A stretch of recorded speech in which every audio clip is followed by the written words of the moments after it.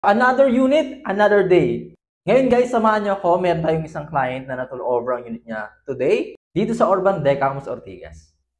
Tara! Process ng paglipat dito sa Urban Decamos Ortigas. So unang-una, meron tayong seminar. After ng seminar, kukuha ka na ng keycard mo or access card. And then, mag-payment tayo ng move-in fee natin para yun sa electrical natin. And then, ipapunch list natin ang unit to check kung okay ba ang unit mo. No worries guys, pag may nakita kayong defects sa units, meron tayong 6 months warranty. Dito nga guys, nag-usap na kami ni ma'am regarding sa unit na nakuha niya, kung paano siya naka-avail.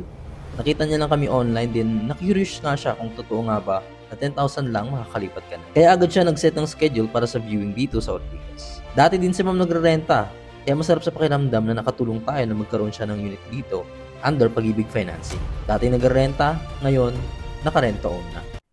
So ayan guys, andito tayo ngayon sa Urban Decamos Ortigas. No? Kasama natin si Ma'am Lily. So ngayong araw na-turnover ang kanyang unit dito sa Ortigas. So congratulations ma'am. Thank you po, and thank you din sa assistance. Thank you. So ito guys, ang pinaka-kadalasang tanong ng lahat. No? So magkano ba ang nilabas na reservation fee para makalipat ka dito sa Ortigas ma'am?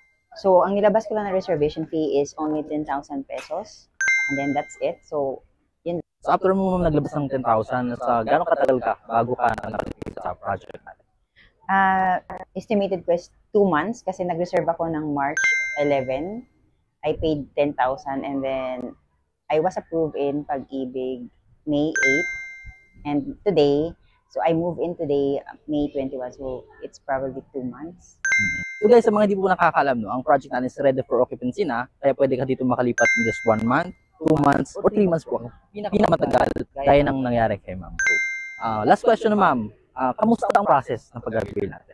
Yung process is hassle-free, so hindi ako nahirapan kasi I just provided my requirements to you guys. And then, bahala na kayong mag-process kay Pag-ibig. So, ang tanging ginawa ko lang is umattend ng seminar kay Pag-ibig. And that's it.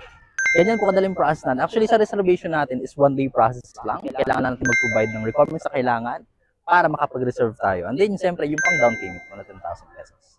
So, maraming salamat mo. Congratulations. Salamat din kasi sa